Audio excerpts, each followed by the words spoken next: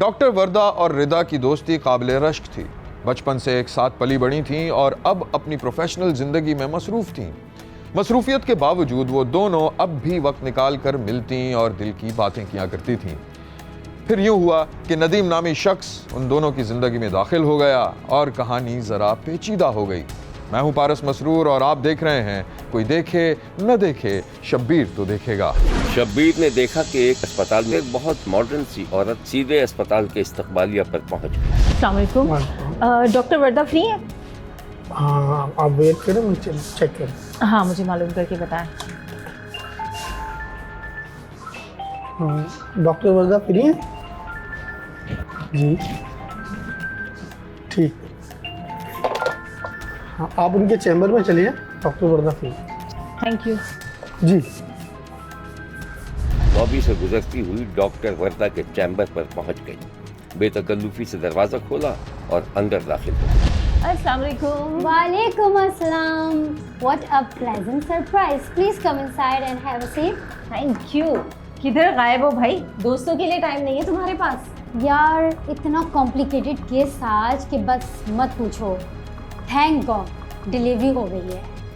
अच्छा ये बताओ कि तुम कुछ खाओगे, क्योंकि मुझे तो भाई बहुत ज़्यादा तेज़ भूख लगी है। हाँ भाई, ऑफ कोर्स, क्यों नहीं खाऊंगी, मुझे खुद इतनी भूख लग रही है। क्या मिलता है अच्छा तुम्हारे यहाँ? फौरन मंगवाओ। Okay, give me a second, let me ask first.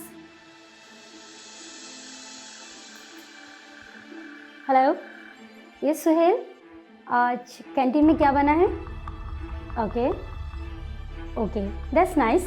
आप ऐसा करिए, मेरी फ्रेंड आई हैं तो 2 प्लेट बिरयानी की मुझे अंदर भिजवा दीजिए एंड काइंडली आफ्टर 10 मिनट्स आप मुझे 2 कप कॉफ़ी भी भिजवाइएगा, ठीक है? ओके, थैंक यू जनाब। तो आपका ऑर्डर तो हो गया है कंप्लीट। अब बताइए आप। मैं ये पूछ रही, क्या हुआ? तुमने जिक्र किया था दुबई का, तो कोई जाने का प्लान है या ऐसे ही हवा में उड़ाई थी बात? नहीं, एक्चुअली मैं फ़ैसला नहीं कर पा रही हूँ। जाना तो है मुझे दुबई, असल में तुम्हें यहाँ के हालात पता है, और दूसरा ये हॉस्पिटल वाले मुझे कुछ अच्छी सैलरी भी नहीं दे रहे, तो यहाँ रह के क्या करूँगी? अरे भाई, क्या करोगी? इतने नोट कमा के कहाँ लेकर जाओगी?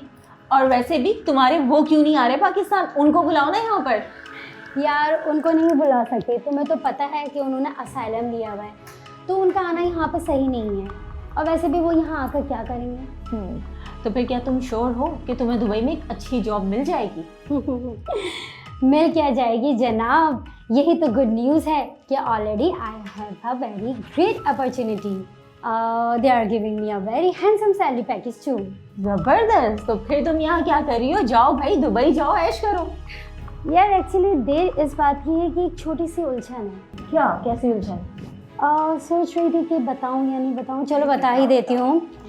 एक्चुअली मेरे पास थोड़ा सा गोल्ड मौजूद है, अराउंड लाइक 67 तोला होगा, और तुम्हें तो पता है कि मैं इतनी ज़्यादा हैवी अमाउंट तोला लेके नहीं जा सकती गोल्ड का, लेकिन यहाँ पे मैं किसके पास रखवाऊँ?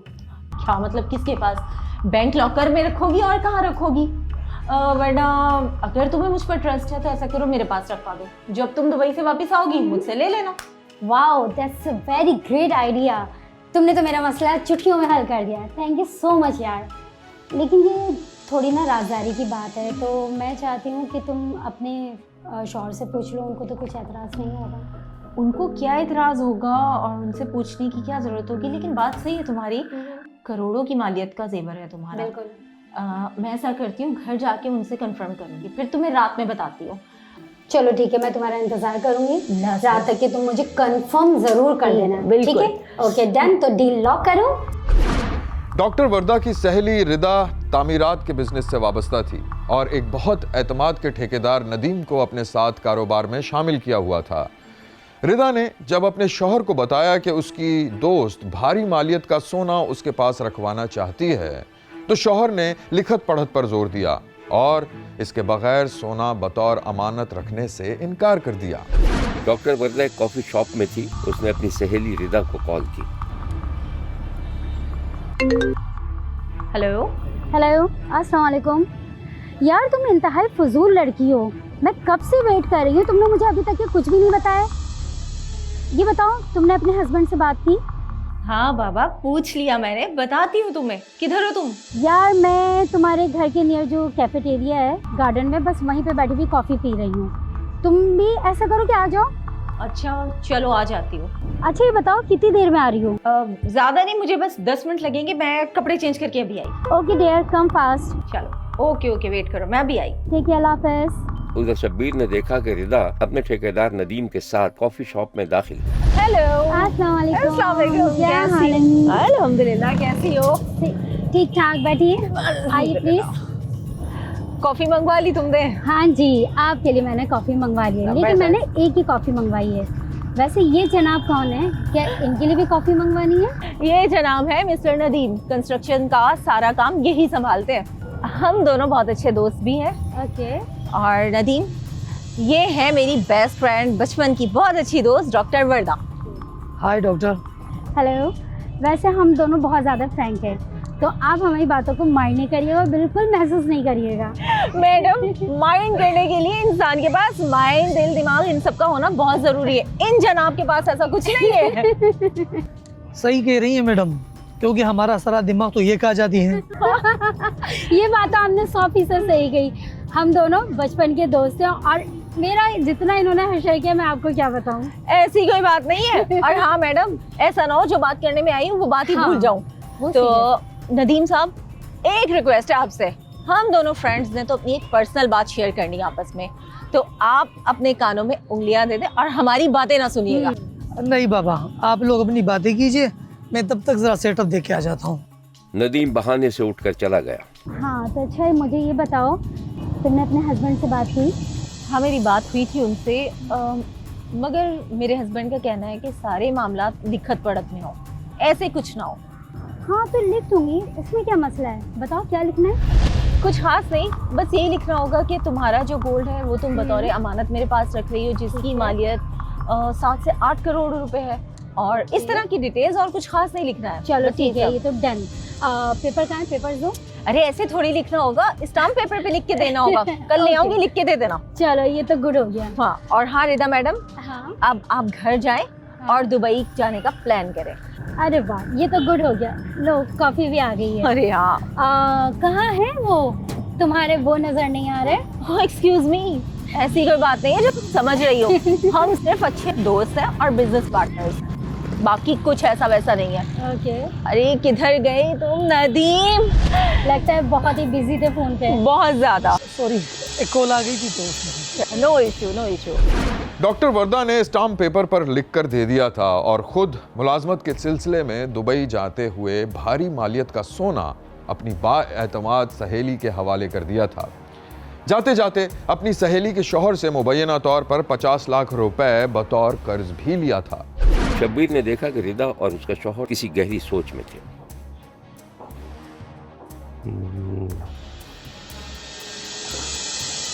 बात सुनो, जैसा आप सोच रहे हैं ना वैसा कुछ नहीं होगा। अरे तो हम उसका कौन सा गोल्ड हड़प कर रहे हैं। मैं तो कहता हूँ कुछ सोना बैंक में गिरवी रखवा कर 50 लाख रुपए लोन ले लेते हैं। जब वो वापस मांगेगी तो उसे गोल्ड वापस कर देंगे और 50 लाख का लोन भी एडजस्ट करा लेंगे।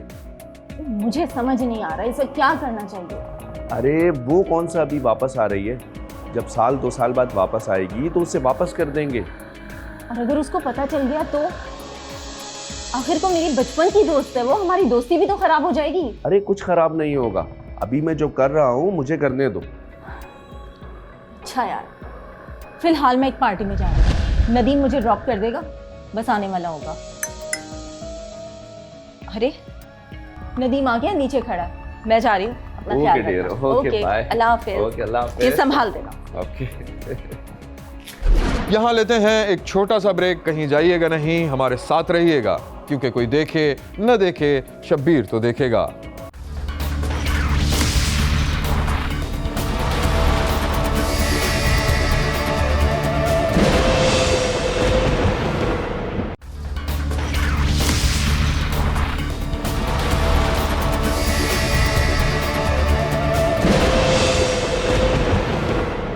डॉक्टर वर्दा की सहेली रिदा के शौहर ने अपनी बीवी के दिल में हवस का बीज बो दिया था और वो भी संजीदगी से सोच रही थी।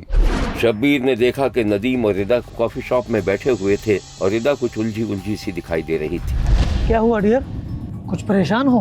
कुछ खास नहीं, बस ऐसे ही थोड़ा तबीयत सही नहीं है। अरे बताओ भी यार, खैर थोड़ी ना हूँ। नहीं नहीं नदीम, ऐसी कोई बात नहीं है, तुम तो मेरे इतने अच्छे दोस्त हो।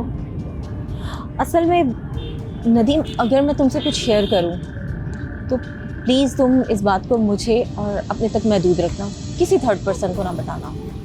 अच्छा, तो ऐसा लगता है तुम्हें? नहीं नहीं नदीम, ऐसी कोई बात नहीं है, मगर मसला ऐसा है कि मैंने और मेरे हस्बैंड ने डॉक्टर वर्दा का जेवर इस तरह बैंक में रख दिया, उसको पता भी नहीं, और अब वो वापस आ गई है और अभी वो मिलने आएगी मुझसे। मैं उसको क्या मुँह दिखाऊंगी? सारा जेवर तो हम बैंक में रखवा चुके हैं। बस इस बात को लेके बहुत परेशान हूँ, दिल में था, मैंने सोचा कह दूँ। शब्बीर ने देखा कि रिदा नदीम को तमाम तफसील समझा रही थी। खुदा का करना यह हुआ कि डॉक्टर वर्दा का दुबई में दिल नहीं लगा और वो पाकिस्तान वापस आ गई।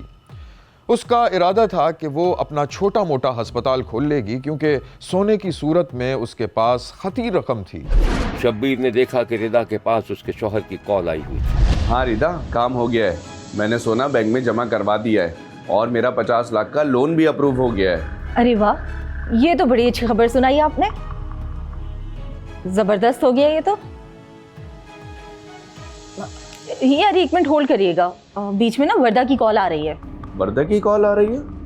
अच्छा सुनो। हेलो, हाँ वर्दा, कैसी हो? कैसे याद आ गई आज मेरी अचानक से? हाँ बिल्कुल ठीक, अल्लाह का शुक्र है। बस मैं वापस आ गई हूँ यार, मेरा दिल नहीं लगा वहाँ पर। वापस आ गई? कब? मैं कल ही आई हूँ रात की फ़्लाइट से। अच्छा, तो फिर अब क्या करोगी तुम यहाँ? क्या करूँगी का क्या मतलब हुआ? डॉक्टर हूँ यार, तो अपना एक छोटा सा हॉस्पिटल खोलूँगी। और वैसे भी इतने जब पैसे हों तो दयारे गैर जाकर ख्वारी करने का क्या मकसद? पैसे? कौन से पैसे रिदा? अरे तुम्हारे पास मेरा इतना सारा सोना जो रखा हुआ है, क्या हुआ जब बेच के खा गई? अरे नहीं नहीं, तुम क्या मुझे ऐसा समझती हो? कहो तो इनके हाथ वापस भिजवा दूँ अभी के अभी। अरे यार तुमने तो माइंड ही कर लिया। आई वॉज जस्ट किडिंग यार। अच्छा ये बताओ, कल हम लोग मिल रहे हैं ना फिर कॉफ़ी शॉप के ऊपर, वहीं पे तुम मेरा गोल्ड लेकर आ जाना। और बाय द वे ये बताओ कि तुम्हारा बिजनेस कैसा चल रहा है? अल्हम्दुलिल्लाह सब कुछ बहुत अच्छा चल रहा है। तुम्हें पता है वर्दा, मुझे बहुत खुशी है कि मेरी बहुत अच्छी सहेली वापस आ गई। अच्छा मोहतरमा डॉक्टर साहिबा, मेरे हस्बैंड अनदर कॉल पे मेरा वेट कर रहे हैं, मैं तुमसे फिर बात करती हूँ, ठीक है? Okay, no issues, take care, अल्लाह हाफिज़। जी हेलो। रिदा का रंग उड़ चुका था, क्योंकि सहेली ने सोने की वापसी का मुतालबा कर दिया था। शौहर ने सोने की वापसी 50 लाख के कर्ज की वापसी से मशरूत कर दी और सूरत हाल खासी नाजुक हो गई। वो दोनों कॉफी शॉप में बैठी हुई थी। अस्सलाम वालेकुम। क्या हाल है आपके? मैं ठीक हूँ, तुम सुनाओ कैसी हो? बिल्कुल ठीक, अल्हम्दुलिल्लाह। अच्छा ये बताओ, तुम ये इतना भारी बैग यहाँ लेके क्यों आ गई हो? मैं घर आकर ले लेती। नहीं नहीं, इसमें सोना नहीं है, ये तो बस ऐसे ही। तो फिर क्या है इसमें? नहीं कुछ भी नहीं है इसमें, ऐसे ही है, ये फालतू सामान है। हाँ बोलो। असल में हमारे शौहर ने हमसे कहा है कि तुम अपनी सहेली से 50 लाख वापस ले लो। अरे यार इसमें मसला ही क्या है? तुम मुझे मेरे जेवर देना, मैं सुनार के वहाँ जाकर बेच दूंगी और 50 लाख रुपए तुम्हें दे दूंगी। बल्कि एक और आइडिया है मेरे पास, हम दोनों अभी सुनार के वहाँ चलते हैं, जेवर बेचते हैं, वहीं पे मैं तुम्हें 50 लाख रुपए दे दूंगी। तो बताओ कैसा रहा आइडिया? हाँ आइडिया तो बहुत ज़बरदस्त है तुम्हारा। मैं ऐसे ही परेशान हो रही थी, पता नहीं मेरे दिमाग में ये बात क्यों नहीं आई। रिदा के चेहरे का रंग उड़ रहा था, लेकिन वो जबरदस्ती के कहे लगा रही थी। वो दोनों बहुत खुशगवार मूड में नजर आईं। रिदा दरअसल बहुत परेशान थी। उसने कॉफ़ी शॉप से निकलकर अपने पार्टनर नदीम से मशवरा किया और फिर यह तय हुआ कि डॉक्टर वर्दा को खामोशी से हमेशा के लिए खामोश कर दिया जाएगा। और फिर यही हुआ। दूसरे दिन रिदा ने दोस्त को बहाने से बुलवाया और फिर मुबैना तौर पर कातिलों के हवाले करके खुद कहीं चली गई। डॉक्टर वर्दा को एक वीरान मकान में कत्ल कर दिया गया था। वर्दा के बाप ने गुमशुदगी की रिपोर्ट दर्ज कराई। इस खबर पर डॉक्टरान ने शदीद एहतजाज किया और जब वर्दा की लाश बरामद हुई तो एहतजाज में शिद्दत आ गई, ये हैं सीसीटीवी फुटेज और एहतजाज के मनाजिर। कलेक्टिव सर्विसेज से सिर्फ इमरजेंसी कवर प्रोवाइड किया जाएगा और अब हम सोच रहे हैं, कल हमारी मीटिंग होगी कि हम इस स्ट्राइक को थ्रू आउट केपी हम बढ़ाएंगे। इस सिलसिले में मेरी रिक्वेस्ट जो हमारी हॉस्पिटल की इंतज़ामिया है, एडमिनिस्ट्रेशन है, उनसे भी है कि भाई ये सिर्फ एक डॉक्टर साहिबा का मामला नहीं है, ये कल आपकी बहन, आपकी बीवी, आपकी बेटी भी हो सकती है कि उसके साथ ये हो। इसके अलावा मैं पूरे माशरे में कहता हूँ कि भाई एबटाबाद से तो हमने ये सुना था कि पुरअमन जगह पूरे केपी में है ही नहीं, लेकिन जिस तरह मैं कह रहा हूँ कि ये अब सूबा नापुरसान बनता जा रहा है, कोई भी पूछ नहीं सकता है। पुलिस ने दौड़ धूप करके रिदा, नदीम और उसके साथियों को गिरफ्तार कर लिया था। शब्बीर का कहना है कि इंसान किस पर एतबार करे। बचपन की सहेली और गहरी दोस्त ने जिस तरह अपनी बाएतमाद सहेली को मुबैना तौर पर कत्ल कराया, वो इंतहाई अफसोसनाक है। देखते रहिए, क्योंकि कोई देखे न देखे, शब्बीर तो देखेगा।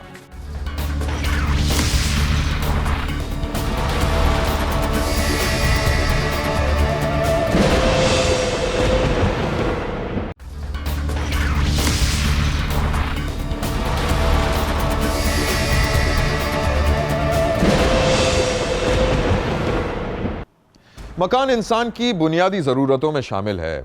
कोई ठिकाना, कोई आशियाना ज़रूरी होना चाहिए जहां लोग अपने अहलो अयाल के साथ रह सकें।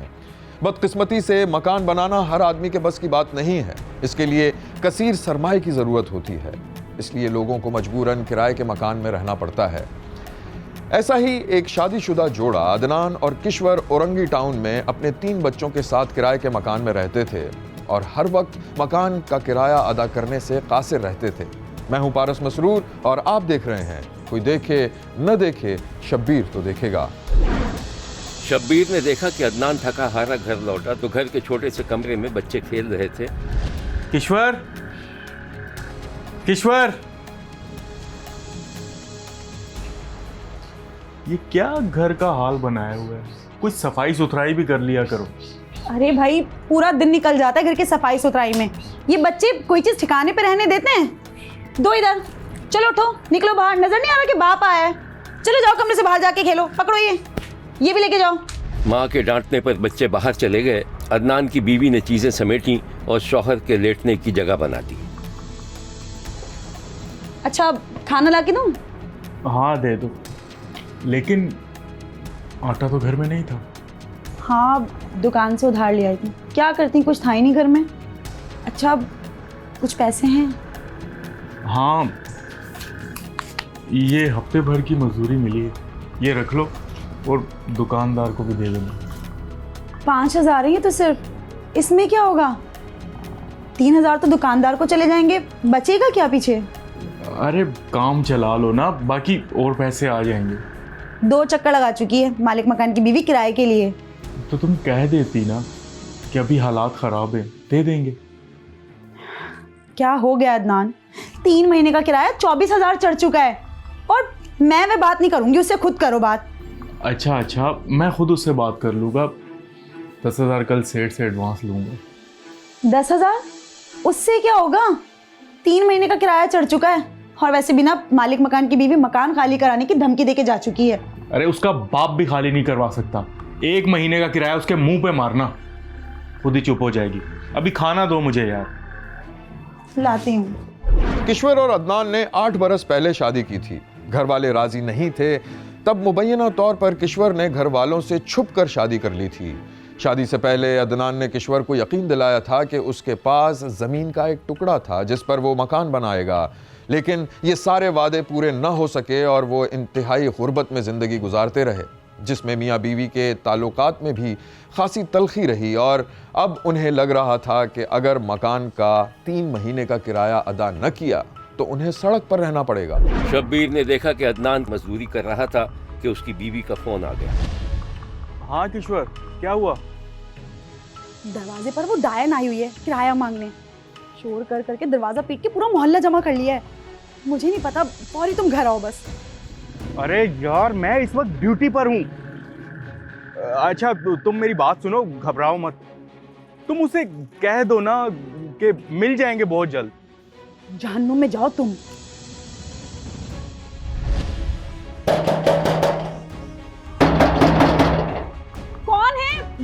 हो गई क्या? कौन सी क़यामत आ गई ऐसी? अरे मैं किराया निकालो किराया। दरवाजे पर मुसलसल दस्तक हो रही थी। किश्वर ने गुस्से में दरवाजा खोल दिया। दरवाजा बंद करके बैठ गई थी जैसे मैं चली जाऊंगी।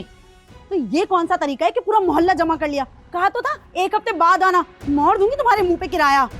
ऐसे मारने वाले नहीं होते, बेगैरत हो बेगैरत धोखेबाज हो तुम लोग, पराड़ी हो दोनों मियाँ बीवी। ऐसे भाग के शादी करने वाले शरीफ नहीं होते।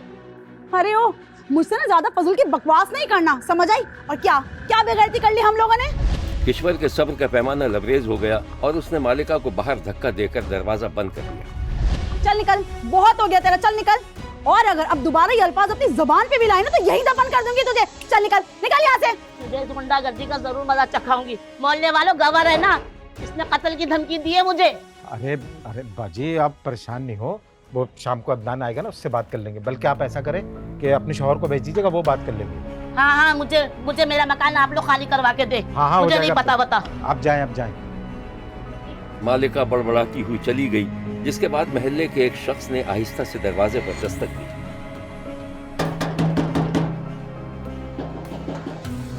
अब क्या हो गया?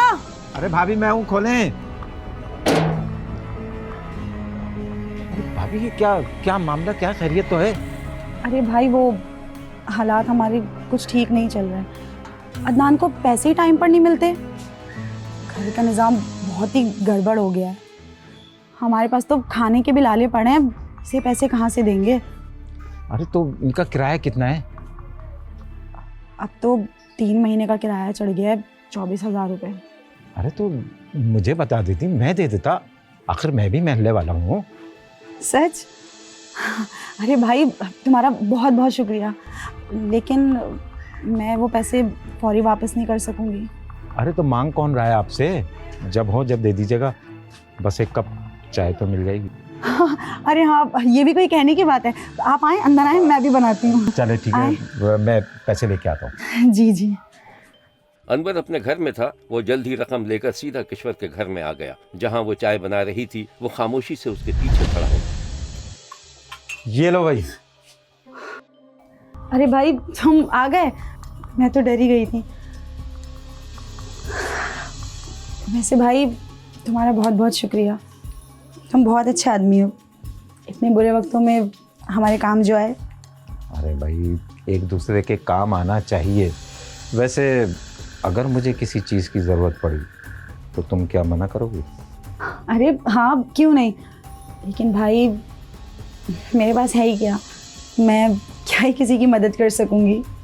अरे मोहब्बत, इखलाक, चाहत, सभी कुछ तो है तुम्हारे पास। मैं आपका मतलब नहीं समझी। अब वो बात से बात निकल आती है। चाय बन गई क्या? अब हाँ ना, अब तुम बैठो, बस मैं चाय लेकर आ रही हूँ। हाँ ठीक है।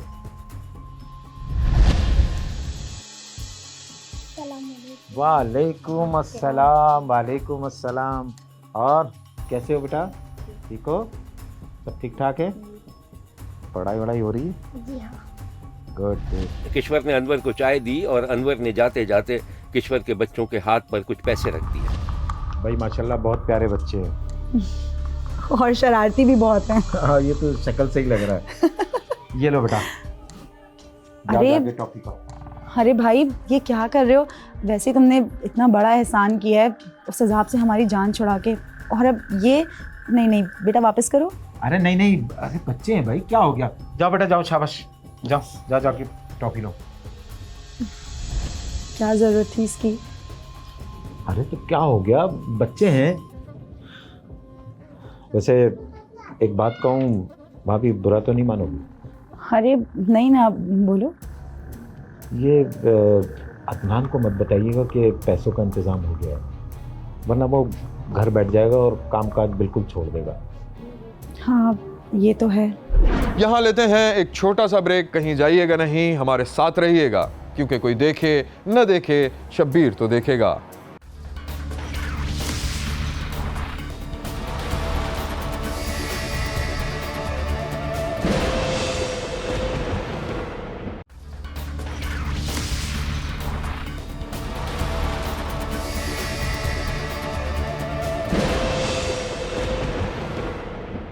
किश्वर ने 3 महीने का किराया अदा कर दिया था, जिससे वक्ती तौर पर हालात पुरसुकून हो गए थे। किश्वर ने शौहर को भी बता दिया था कि अनवर ने मदद की थी, इसलिए अब किश्वर के शौहर को भी कोई एतराज़ नहीं होना था कि अनवर अक्सर उसके घर क्यों आता जाता है। मुबैना तौर पर पैसे देने के पहले अनवर के इरादे कुछ अच्छे नहीं थे, जिसे किश्वर ने भांप लिया था। एक दिन अनवर किश्वर के घर में मौजूद था और बच्चे खेल रहे थे। भाभी इनको बच्चों को बाहर बाहर भेजा करो जरा खेल कूदने के लिए। जाओ बेटा जाओ, बाहर जाओ, जाके खेलो कूदो। अरे नहीं भाई, मैं बच्चों को बाहर नहीं भेजती। अरे मैं तो इसलिए कह रहा था कि घर में पड़े पड़े बच्चे सुस्त हो जाते हैं। खैर आपकी मर्जी। अच्छा ये बताएं कि वो मालिक मकान दोबारा तंग तो नहीं कर रही आपको? नहीं, अल्लाह का शुक्र है, कम से कम 1 आध महीने का तो सुकून हो गया। अच्छा भाभी ये तो बताओ कि अदनान को बुरा तो नहीं लगता मैं यहाँ आता जाता हूँ? नहीं भाई, वो तो तुम्हारी बहुत तारीफ करता है, क्योंकि इतने बुरे वक्त में तुमने हमारी मदद जो की है। अच्छा वो भाभी अगर बुरा ना माने तो एक बात कहनी थी। वो असल में ना मुझे कुछ पैसों की ज़रूरत पड़ गई है, अगर इंतज़ाम हो जाता तो। नहीं भाई, अभी तो कुछ भी इंतज़ाम नहीं हो सकता। और कैसे कर सकती हूँ अभी? मैं दे दूंगी, मना नहीं कर रही, लेकिन अभी फौरी तो मैं कुछ भी नहीं कर सकती। अच्छा चलो खैर है, मैं कहीं और से इंतज़ाम कर लूँगा। वैसे अब अदनान के साथ खुश तो है ना? क्या खुश और ना खुश, बस ज़िंदगी है, गुजर रही है। पैसे के बगैर भी भला कोई खुश रह सकता है? मैंने सुना था कि आपने मोहब्बत की शादी की उससे। हाँ, दिमाग ख़राब हो गया था, भुगत रही हूँ अब। ऐसे भाभी अगर आप पहले मिल जाती ना तो मैं कर लेता आपसे शादी। हैं? क्या हो गया, पागल तो नहीं हो गए हो? अरे वो तो मैं ऐसे ही मजाक कर रहा था। वैसे अगर ऐसा हो ही जाता तो अच्छा ही होता। अच्छा, क्यों, मुझ में कोई सुरखाब के पड़ लगे हैं क्या? अरे यही तो नहीं पता आपको, वैसे आप अपना ख्याल नहीं रखती हैं। अच्छा इन बातों को छोड़ो और अब तुम जाओ, मुझे थोड़े घर के कामकाज देखने हैं। अरे आप शायद बुरा मान गई। खैर मैं चलता हूँ।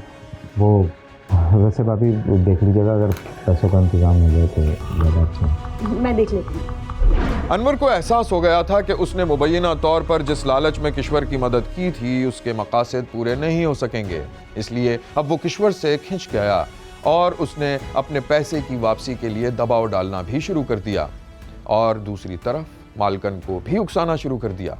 एक दिन शब्बीर ने देखा कि अनवर अपने घर के बाहर बैठा हुआ था, तो उसने देखा कि मालिकन किश्वर के दरवाजे की तरफ जा रही थी। अरे बाजी क्या हुआ, किराया मिला? अरे इन दोनों मियाँ बीवी ने बहुत तंग करके रखा हुआ है। पिछले महीने तो कहीं डाका वाका डाला था तो 3 महीने का किराया दे दिया था। अरे कोई डाका वाका नहीं मारा, मैंने ही दिए थे इन्हें पैसे। अब तो मैं तो खुद फंस गया। अब तुम ऐसा करो, मकान खाली कराओ इनसे बस। अब क्या होगा? होगा क्या, मकान खाली कराओ बस, और क्या। जिस वक्त वो दोनों बात कर रहे थे, इत्तेफाकन किश्वर ने दरवाजा खोला तो सामने मालिकन खड़ी थी। किश्वर ने गर्दन घुमाकर देखा तो वहाँ अनवर भी मौजूद था। और भाभी कैसी हो? अरे भाई मुझे भी कुछ खैरात मिलेगी। जी बाजी, आप कैसी बातें कर रही हैं? आए ना अंदर चलें। अंदर मैं नहीं आ रही, मुझे किराया चाहिए, किराया। इंशाल्लाह अगले हफ्ते मिल जाएगा, आप अगले हफ्ते आ जाइएगा। अगले हफ्ते? किससे मदद लोगी अगले हफ्ते? बाजी मैं कुछ भी करूं, तुम्हें इससे क्या मतलब? कहा ना अगले हफ्ते आ जाना, तुम्हें तुम्हारे सारे पैसे मिल जाएंगे। अगर अगले हफ्ते किराया नहीं मिला ना तो सामान बाहर फेंक दूंगी, समझी? अरे हाँ, जो करना हो कर लेना, देख लूंगी मैं भी। चलो निकलो अब यहाँ से, मेरा ज्यादा ना दिमाग खराब मत करो। चलो निकलो यहाँ से। हाँ जाती हूँ। देख ली इसकी तेजी। क्या अल्लाह ही करम करे तुम्हारे ऊपर। मालिकन चली गई और किश्वर ने गुस्से में दरवाजा बंद कर लिया और दोबारा फौरन ही दरवाजा खोलकर बाहर झांका और गुस्से से अनवर को मुखातिब किया। दिखा दी ना तुमने भी अपनी औकात। क्या जरूरत थी, क्यों बताया उसको कि तुमने मुझे पैसे दिए थे? अरे क्या हो गया भाभी, इतना गुस्सा क्यों कर रही हो? बात सुनो, अब मेरे भी पैसों का बंदोबस्त कर लो, बस अब बहुत हो गया। हाँ कर लूंगी, दे दूंगी तुम्हें भी तुम्हारे पैसे। किश्वर ने शदीद गुस्से के आलम में दरवाजा बंद कर दिया। किश्वर और उसका शौहर सख्त परेशानी के आलम में थे, क्योंकि मालिकन ने उन्हें किराया न अदा करने पर पूरे मोहल्ले में जलीलो ख्वार करके रख दिया था। मोहल्लेदारों के अलग मकरूज हो गए थे, इनका दिमाग माऊफ हो चुका था। फिर उन दोनों ने एक खतरनाक फैसला किया। आ जाए बाजी, आ जाए। अरे मैं अंदर नहीं आ रही। मुझे किराया चाहिए, किराया बस। अरे अंदर तो चल। अरे मैं अंदर बंदर नहीं जा रही, मुझे मेरा किराया दे दो। या तो किराया दे दो या मकान खाली कर दो। मेरी 7 पुश्तों पे एहसान होगा तुम्हारा। अरे हाँ हाँ, किराया अभी दूंगा मैं आपको, आप गुस्सा मत करें, परेशान ना हो। ईश्वर बाजी आइए, चाय बनाओ इनके लिए। अरे हाँ हाँ, क्यों नहीं बाजी, चले ना आप कमरे में चलें। नहीं, मैं नहीं आ रही बारी। अरे मैं नहीं आ रही बारी, मुझे किराया चाहिए बस। अरे मैं माफी मांगता हूँ आपसे, आपको हमने बहुत तकलीफ दी है, लेकिन आपके किराए का इंतजाम हो गया है। चले तो सही, आपके पैसों का इंतजाम हो गया है। आ जाए अंदर। हाँ, जी जी जी, अंदर बस कमरे चलें। में आ जाइए। बस मुझे मेरे पैसे दे दो भाई, मुझे और बिल्कुल कुछ नहीं बिल्कुल, चाहिए। अभी मैं आपको पैसे ही दे रहा हूँ, बस चलें। अदील और मालिकन कमरे में चले गए और पीछे से किश्वर भी अंदर दाखिल हो गई। चटखनी लगने की आवाज आई और फिर मालिकन की आवाज गूंजने लगी। बोलो, बोल क्यों नहीं? हाँ? कितने पैसे दिए? ये मार रहा है, मुझे बचाओ, मुझे बचाओ। और फिर ये आवाज खामोश हो गई। मालिकन जब शाम तक घर नहीं पहुंची तो उसके शौहर ने गुमशुदगी की रिपोर्ट दर्ज करा दी। पुलिस ने तलाश शुरू की तो औरंगी टाउन से दूर एक झाड़ी से मालिकन की लाश बरामद हुई। पुलिस ने किश्वर और उसके शौहर से तफ्तीश की तो उन्होंने मालिकन को कत्ल करने और लाश ठिकाने लगाने का एतराफ़ कर लिया। लाश मोटरसाइकिल पर कपड़े की गठड़ी में उठाकर फेंकी गई थी। मैं SHO मंगोपीर खुशनवाज पिताफ़ी मेरा नाम है। इससे कबल मैं इंचार्ज इन्वेस्टिगेशन थाना मोमनाबाद था कि मुकदमा इल्ज़ाम नंबर है 417/25 थाना इकबाल मार्केट की एक FIR मुझे मिली। किराए की नाचाकी पर 4 महीने का किराया था, उन्होंने नहीं पे किया। उसी किराए के पेश नज़र वो मासी का काम करके वापस घर ही, दिन के 1:30-2 का टाइम था। मियाँ बीवी ने मौका पाकर, मौका क्या, उसके 3 बच्चे थे, 2 बच्चों को अपने रिश्तेदारों के पास भिजवा दिया। फिर मियाँ बीवी ने मिलकर उसका गला दबाकर फंदा डालकर उसको मार दिया। मारने के बाद बोरी में डालकर पैक करके मोटरसाइकिल पर रखकर इकबाल मार्केट थाने की हदूद में हवा गोट है, वहाँ जाकर झाड़ियों में फेंक दिया। इसी उनकी निशानदेही पर हमने वो मुल्ज़मान को भी पकड़ा, दोनों मियाँ बीवी को भी पकड़े। पुलिस ने मालिकन के कत्ल के इल्जाम में दोनों मियाँ बीवी को जुडिशल करवा दिया था और अब वो कत्ल का मुकदमा भुगत रहे हैं। बच्चे किश्वर के वालिदैन के हवाले कर दिए गए हैं। देखते रहिए, क्योंकि कोई देखे न देखे, शब्बीर तो देखेगा। यहाँ हमारे प्रोग्राम का वक्त खत्म हुआ। अगले हफ्ते नई कहानियों के साथ फिर हाजिर होंगे, इसी वक्त सिर्फ एक्सप्रेस न्यूज़ पर। देखना मत भूलिएगा, क्योंकि कोई देखे न देखे, शब्बीर तो देखेगा। अगर आप अपने इर्द गिर्द होने वाले किसी गैर मामूली वाक़े से शब्बीर को आगाह करना चाहते हैं तो SMS करें SAB लिखकर स्पेस दें और अपना मैसेज अपने शहर और नाम के साथ 247 पर भेज दें। फैक्स करने के लिए हमारा नंबर है 02135803820। खत लिखने के लिए हमारा पता है 5 expressway of Korangi road, Karachi. Express news, Shabbir तो देखेगा।